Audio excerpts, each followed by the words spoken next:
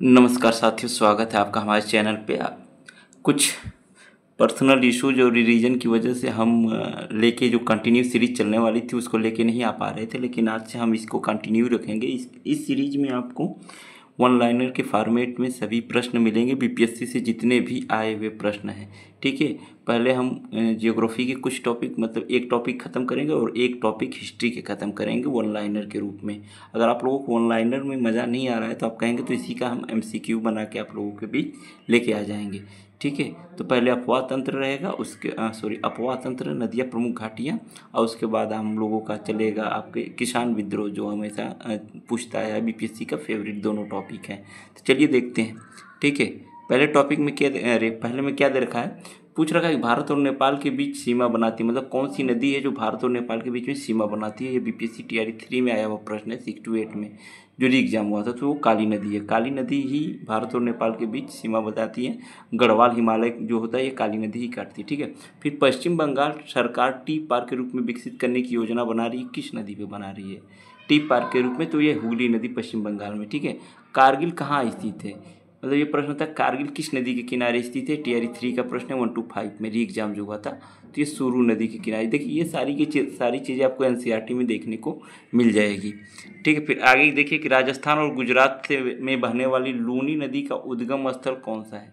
मतलब सीधी सीधी बात है कि लूनी नदी कहाँ से निकलती है, तो लूनी नदी आपके पुष्कर घाटी से निकलती है। और यह कहाँ कहाँ बहती है, तो ये भी दे रखा है कि राजस्थान और गुजरात में। ये बिहार एग्रीकल्चर 2023 में पूछा हुआ प्रश्न है। फिर ये चिनाब नदी अंतः सिंधु नदी पर मिलती है, मतलब सिंधु नदी में चिनाब नदी कहाँ मिलती है, तो यह है मिथनकोट। ठीक है, मिथनकोट में यह मिल जाती है। अक्टूबर और नवंबर के महीने में भारी वर्षा होती है। पूछ रखा है कि अक्टूबर और नवंबर जो शीत ऋतु वर्षा होती है कहाँ पे होती है, कोरोमंडल तट। यहाँ पे प्रश्न दो प्रकार से पूछता है, या तो पूछता है टीआरई 1 to 5 में पूछ रखा था कि तब शीत ऋतु में तमिलनाडु के किनारे पे जो वर्षा होती है वो कौन सी वर्षा कहलाती है। ठीक है, और ये यहाँ पे पूछ रखा है कि अक्टूबर नवंबर के महीने में जो भारी वर्षा होती है किस तट पे होती है, तो कोरोमंडल तट पे होता है, वहाँ लौटता हुआ मानसून से हुआ था। ठीक है, कोशी मैदान का समुद्र तल से ऊंचाई कितनी है। कोशी मैदान की समुद्र तल से ऊंचाई है 300 मीटर दे रखा था। ठीक है, सोन नदी का उत्पत्ति स्थल अमरकंटक, देखिए सीधे सीधे दे रखा है कि अमरकंटक जो पहाड़ी है वो किस श्रेणी का आती है, तो ये मैकाल श्रेणी में आती है। ठीक है, मध्य प्रदेश मैकाल श्रेणी में सोन नदी निकली, नर्मदा निकली वहीं से। फिर ये असम घाटी में ब्रह्मपुत्र नदी की लंबाई कितनी है, ओनली असम घाटी का पूछ रखा है, तो यह 750 किलोमीटर है ओनली असम घाटी में से ब्रह्मपुत्र की। ठीक है, बांग्लादेश में स्थित यमुना, पद्मा, मेघना दो आपको सागर तल से ऊंचाई कितना है, तीनों नदी आपकी यमुना, पद्मा और मेघना, ये यमुना की जगह जमुना कहा जाता है, ये गंगा जी का ही नाम, तो 20 से 25 मीटर ही ओनली है। ठीक है, समुद्र तल से ऊंचाई। चलिए आगे देखते हैं, आगे में क्या दे रखा है कि चंबल नदी के अपवाह तंत्र का प्रकार क्या है। ठीक है, अध्यारोपित, देखिए एक पेड़ की तरह होता है जो सच में जड़ की, पेड़ों की जड़ की तरह होता है, उसी के अध्यारोपित बोला गया। कृष्णा गोदावरी नदी का विवाद कहाँ, किस किस प्रदेश में है या कहाँ है, तो ये कर्नाटक और आंध्र प्रदेश में है। ठीक है, थोड़ा सा हम जूम करके इस प्रश्न को देखें, क्योंकि ये जो लिखा हुआ है बीपीएससी टीआरई में कब कब आया है प्रश्न, ये ज़्यादा जरूरी नहीं जितना कि आपको क्वेश्चन जरूरी हैं। चलिए ठीक है, यहाँ से हम लोग देख लेते हैं कि उथली झील के बारे में पूछ रखा है कि उथली झील है जो कहाँ पे, मतलब कौन सी किस प्रकार की झील है उथली झील, तो ये खारी झील है।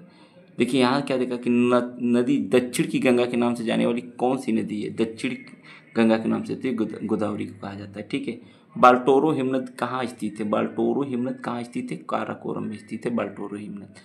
कोशी नदी गंगा में कहाँ मिलती है, तो ये कुर्सेला में मिलती है। कोशी नदी कहाँ मिलती है, कुर्सेला में मिलती है। बड़ी नदी द्रोणियों में से क्षेत्र की दृष्टि सबसे छोटी नदी द्रोणी कौन सी है, साबरमती, गुजरात। ठीक है, बड़ी नदी द्रोणियों में से दृष्टि से सबसे छोटी नदी द्रोणी कौन सी है, साबरमती का मतलब सबसे बड़ी नदियों का जब द्रोणी बनाया है लास्ट में जाके गिरने के बाद, उसको पूछ रखा है। फिर एक गोदावरी की सहायक नदी है बेनगंगा, देखिए गोदावरी की सहायक नदी कौन सी है, तो बेनगंगा है। अब यहाँ देखिए सीधे सीधे मिला के दे रखा है, पुलिकट कहाँ है, आंध्र प्रदेश में, हरिके पंजाब में, नल सरोवर गुजरात और वेदांगल दबरा तमिलनाडु में। ठीक है, ये सरोवर के बाद में उधर राज्य दे रखा है। वह उपनदी जो गंगा नदी घाटी का भाग्य है। ठीक है, गंगा नदी का भाग्य कौन सी उपनदी है, ये दे रखा है, ये उत्तरी कोयल। ठीक है, अब आगे देखते हैं, वह नदी जो गुजरात की आस कहलाती है, जैसे बिहार में बिहार का सुख कहलाती है कोशी, उसी गुजरात की आस कौन सी नदी कहलाती है, तो ये नर्मदा है। ठीक है, खेती बाड़ी के लिए। वह नदी तंत्र जो सर्वाधिक पुराना है, सबसे पुराना नदी तंत्र कौन सा है, तो इंडो ब्रह्मपुत्र क्षेत्र को ये कहा गया है, ठीक है, सबसे पुराना। कावेरी नदी की कुल लंबाई कितनी है, ये इंपॉर्टेंट उतना नहीं है लेकिन 802 किलोमीटर। वह नदी जिस पर शिव समुद्रम जलप्रपात अवस्थित है, शिव समुद्रम जलप्रपात किस नदी पर स्थित है, तो कावेरी नदी पर स्थित है। देखिए ये प्रश्न कितना अच्छा है कि सोन, नर्मदा और महानदी नदियों को उत्पत्ति स्थल अमरकंटक। देखिए अमरकंटक मतलब मैकाल श्रेणी कितना इंपॉर्टेंट है, हर बार कहीं ना कहीं से घुमा फिरा के इसके बारे में पूछ रखा है। बिहार की एक चीज़ बहुत अच्छी है कि ये प्रश्न रिपीटेड या उसी से रिलेट करके जरूर पूछता है। तो आप लोग पुराने प्रश्न का एनालिसिस करिए और उससे रिलेटेड जितने भी प्रश्न बन रहे हैं आप लोग सॉल्व जरूर करिएगा, ठीक है। आगे देखिए, उत्तर में दक्षिण से प्रभावित नदियों का क्रम क्या, उत्तर से दक्षिण, ठीक है, उत्तर से दक्षिण नदियों को प्रवाहित मतलब बहने वाला क्रम देखा है। तो उत्तर में गंगा, फिर क्या है नर्मदा, फिर महानदी, फिर गोदावरी। सबसे दक्षिण में कौन सी हो गई, गोदावरी नदी, और सबसे उत्तर में कौन सी हो गई, ये गंगा नदी। अगर आपको मैप के माध्यम से देखना होगा तो अगर यहाँ से निकली है गंगा, ठीक है, उसके बाद बीच में मध्य प्रदेश वाले हिस्सा में आपका हो जाएगा नर्मदा, फिर महानदी, फिर गोदावरी, ठीक है। देखिए फिर क्या प्रश्न पूछ रहा है, भारत में सबसे विस्तृत क्षेत्र वाला अपवाह तंत्र मतलब सबसे ज़्यादा बड़ा बस अपवाह तंत्र किस नदी का है, तो ये गंगा नदी तंत्र का है, ठीक है। पुनपुन, सोन, फल्गु, सकरी नदियाँ पश्चिम से पूर्व दिशा में सही क्रम करना है।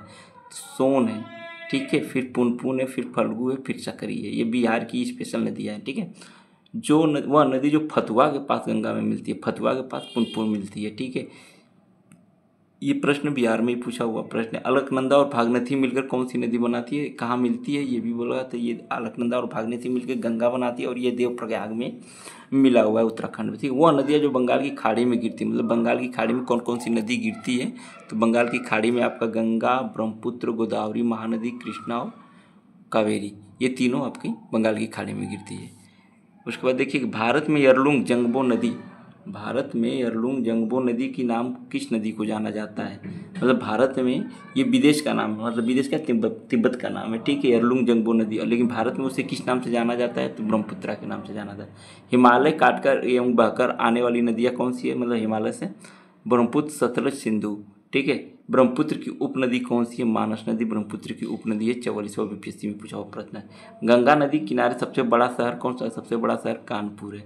सबसे अधिक नदी पथ परिवर्तन आपको देखिए प्रश्न कितना घुमा के पूछा है, सबसे अधिक परिवर्तित नदी पथ कौन सा है, कोसी नदी। सबसे तेज बहाव या कटाव या धारा परिवर्तन किसमें होता है, कोसी नदी का। बिहार का शोक कोसी नदी, ठीक है। वह नदी जो भ्रण द्रोणी से होकर बहती है, भ्रंश द्रोणी जी कहा जाता है, ठीक है। पहाड़ का ऊपर नीचे जो तलहटी से कट के होते हैं, तो नर्मदा है, ठीक है। इसमें ताप्ती भी हो जाता है। नर्मदा नदी का प्रवाह निर्धारित करता है भ्रंश घाटी क्षेत्र के साथ साथ। देखिए यही वाला प्रश्न भ्रंश द्रोणी या भ्रंश घाटी वाला है, ठीक है। आगे देखिए, पश्चिम की ओर प्रवाहित होने वाली नदियाँ हैं, मतलब पश्चिम की ओर कौन सी नदी प्रवाहित होती है उसके बारे में दे रखा है कि पश्चिम तो नर्मदा एवं ताप्ती, ये दोनों गुजरात के साइड जाके वो आपके अरब सागर में गिरती है, तो ये पश्चिम की ओर बहती है। भूमि बंधित नदी कौन सी, लूनी। लूनी समुद्र तक नहीं पहुँच पाती है, ये राजस्थान और गुजरात के जो कच्छ का रण है वहीं जाके समाप्त हो जाती है गुजरात में, ठीक है। तिब्बत में मानसरोवर झील के पास नदी का स्रोत है। भूमि बंधित मतलब कि ये समुद्र को नहीं पहुंच पाती है। तिब्बत में मानसरोवर झील के पास नदी का स्रोत, तो मानसरोवर से कौन कौन सी नदी निकली है, वो ब्रह्मपुत्र, सतलज और सिंधु, तीनों मानसरोवर के आसपास से ही निकली है। दामोदर नदी निकलती है छोटा नागपुर के पठार से, सीधी सीधी बात। दामोदर नदी कहाँ से निकलती है, तो छोटा नागपुर के पठार से।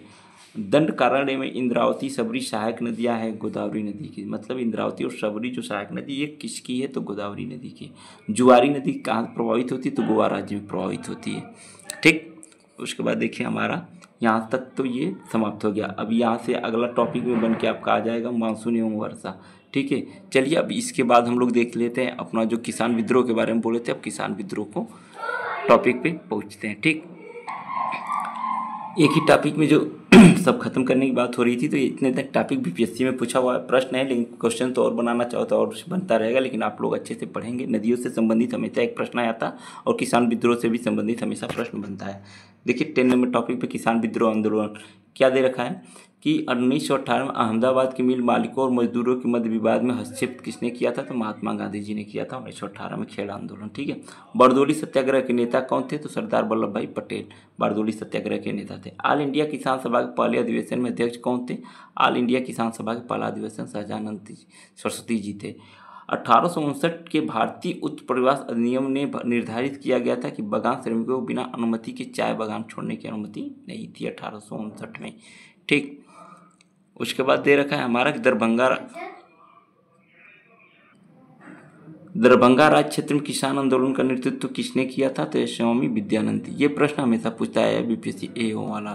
ठीक है, मतलब कि किसान आंदोलन से संबंधित कौन था दरभंगा राज्य से? तो ये स्वामी विद्यानंद जी को। फिर दे रखा है कि चंपारण सत्याग्रह एक बहुत ही महत्वपूर्ण पहलू सही मायने में कहा जा सकता है किसके? तो भारतीय राष्ट्रीय आंदोलन में किसान आंदोलन का शामिल होना।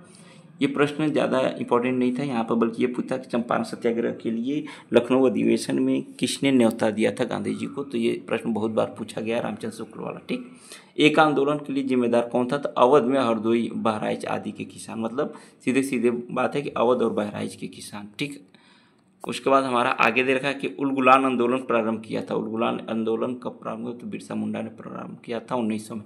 ठीक है, उसके बाद बरदौली सत्याग्रह का सफल नेतृत्व किसने किया था? बरदौली सत्याग्रह का तो ये वल्लभ भाई पटेल जी ने किया था। किसानों को उनकी खेती की जमीन से अलग कर दिया गया था किस बंदोबस्त में? तो अस्थायी बंदोबस्त। अब यहाँ 3 बंदोबस्त थे, आपको पता ही होगा। अस्थायी बंदोबस्त था, उसके बाद आपका किसानों से संबंधित, जिसमें अस्थायी बंदोबस्त, रैयतवाड़ी और महलवाड़ी, ये तीनों बंदोबस्त व्यवस्था थी। तो इसमें अस्थायी बंदोबस्त या इसमें किसानों को जमीन से उनके अलग कर दिया गया था। ठीक है, मालाबार में पोपला विद्रोह का परिणाम क्या था? खिलाफत आंदोलन। ठीक है, मालाबार में पोपला विद्रोह का परिणाम था खिलाफत आंदोलन। चंपारण में इंडिगो किसानों की दशा पर गांधी जी का ध्यान आकर्षित किसने किया था? देखिए, राजकुमार शुक्ल जी का। इसमें राजकुमार शुक्ल जी को इतना घुमा फिरा के इतने प्रश्न बनाए बिहार ने, तो आप लोग सबके सब पढ़ के जाइएगा। देखिए कि बहुत ज़्यादा पूछा है ये वाला प्रश्न। फिर नवंबर 1936 में भागीदारी पट्टेदारी के जमींदारों को बेदखली के प्रयास में बहरिया मुंगेर में एक बड़ा आंदोलन हुआ था। तो बहरिया ताल, मतलब बहरिया ताल के बारे में बिहार किसान सभा ने किया था। बिहार किसान सभा की स्थापना कब हुई थी? तो 1929 स्वामी सहजानंद जी के द्वारा। चंपारण आंदोलन मुख्यतः किसके विरोध में था? तो नगदी फसल के विरोध में। तेभांगा आंदोलन 1946 में बंगाल में प्रारंभ हुआ किसान सभा के नेतृत्व में। दक्कन कृषि राहत अधिनियम पारित हुआ था वर्ष 1979 में। ठीक है, सॉरी 1879 में। बिहार में 3 कठिया पद्धति में नील की खेती के लिए भूमि का भाग रखा गया था। मतलब 3 कठिया पद्धति का जो भूमि का भाग रखा था 3/20, 3/3 मतलब 3 भाग किसानों का और 20 उसमें का 17 भाग लेके चले जाते थे अंग्रेज। मतलब सॉरी 20 भाग में 3 भाग पर नील की खेती करना अनिवार्य था। ठीक है, बिहार में किसान आंदोलन संबंधित थे स्वामी सहजानंद जी। प्रसिद्ध नाटक नील दर्पण, जिसमें इंडिगो की खेती करने वाले किसानों के दमन का चित्रण किया गया था, रचना किसकी थी? दीनबंधु मित्र की। बिरसा मुंडा का कार्यक्षेत्र वहीं रांची उलगुलान। ठीक है, छोटा नागपुर। 1855 में संथालों ने अंग्रेज कमांडर की हत्या की थी। मतलब संथालों ने किसकी हत्या की थी, इसके बारे में ये पूछ रखा है। ठीक, तो ये दे रखा है आपके मेजर बारो। ठीक है, पहला वाला यही था, मेजर बारो वाला। ठीक है, किसान नेता मोतीलाल तेजावत संबंधित थे मेवाड़ के भील आदिवासी आंदोलन से। नील विद्रोह हुआ था बंगाल में। ठीक है, नील विद्रोह कहाँ हुआ था? बंगाल में। रैयत नील की खेती नहीं करना चाह रहे थे, पर उनसे अमान्य मूल्य पर जबरदस्ती करवाई जा रही थी। मतलब रैयत मतलब किसान, रैयत मतलब किसान नील की खेती नहीं करना, लेकिन जबरदस्ती किस में हुआ था? तो उस टाइम नील विद्रोह हुआ। फिर 1922-23 में मुंगेर की किसान सभा का गठन मोहम्मद जुबैर ने की थी। 1921 की मोपला विद्रोह हुआ था केरल में। अखिल भारतीय किसान कांग्रेस का गठन 1936 में स्वामी सहजानंद जी के द्वारा। ठीक, देखिए टॉपिक हमारा अभी ये बहुत थोड़ा सा बच गया है। आप लोग आपको और आगे हम पढ़ाते रहेंगे, और ये रिवीजन के तौर पे क्लास है, आपको फटाफट रिवीजन के थे। 1936 में अखिल भारतीय किसान सभा का प्रथम अध्यक्ष किसे चुना गया था? तो स्वामी सहजानंद सरस्वती जी को। फिर एक स्वामी सहजानंद सरस्वती ने भूमि और जलमार्ग के राष्ट्रीयकरण की मांग के साथ अखिल भारतीय संयुक्त किसान सभा का गठन कब किया था? तो 1930 के दशक में। दुखी आत्मा और दुखी हृदय जैसे छंद नामों से लिखकर चंपारण के किसानों की दुर्दशा पर किसने प्रकाश डाला था? तो पीर मोहम्मद मुनीस ने। ये इंपॉर्टेंट प्रश्न है। ठीक है, अखिल भारतीय किसान महासभा सर्वप्रथम आयोजित की गई थी कहाँ पे? लखनऊ में। वहीं इसका गठन भी था। 1921 में मोपला आंदोलन की शाखा असहयोग आंदोलन। ठीक है, मोपला आंदोलन की शाखा असहयोग आंदोलन। महात्मा गांधी ने सर्वप्रथम किसान आंदोलन में भाग लिया था कहाँ पे? चंपारण में। महाराष्ट्र में रामोसी कृषक जत्था स्थापित किया था वासुदेव बलवंत फड़के ने। ठीक, उसके बाद देखिए हमारा अब बस थोड़ा सा और रह गया है। अवध के एक आंदोलन का उद्देश्य क्या था? सरकार के लगान देना बंद कर देना। नाई धोबी बंद सामाजिक बायकाट के स्वरूप में किसानों के द्वारा प्रतापगढ़ जिले यूपी के प्रतापगढ़ जिले 1919 में चलाया गया था। महात्मा गांधी पर चंपारण सत्याग्रह के लिए अभियोग चलाया गया 1917 में। चंपारण नील आंदोलन के राष्ट्रीय नेता थे महात्मा गांधी। जमींदारों द्वारा कृषक से मांगे गए बेगार या अवैध उपकरण को नाम से जाना जाता था, उसे बेथी कहा जाता था। ठीक है, जो बेगारी और अवैध। शराबबंदी आंदोलन 1922 में प्रमुख सरदार वल्लभ भाई पटेल के नेतृत्व में। ठीक है, शराबबंदी के बारे में कहा रखा। अब यहाँ से कांग्रेस की पूर्ववर्ती संस्थाएं होगी, जिसको हम अगले टॉपिक में पढ़ाया जाएगा, लेकिन आज से क्लासेज कंटिन्यू रहेंगी। अगर आपको अच्छा लगे तो कमेंट में जरूर बताइएगा, नहीं तो हम क्वेश्चन आंसर कहेंगे तो क्वेश्चन आंसर MCQ के तौर पर कराया जाएगा। प्लीज़ लाइक शेयर कमेंट जरूर करिएगा साथियों। Thank you.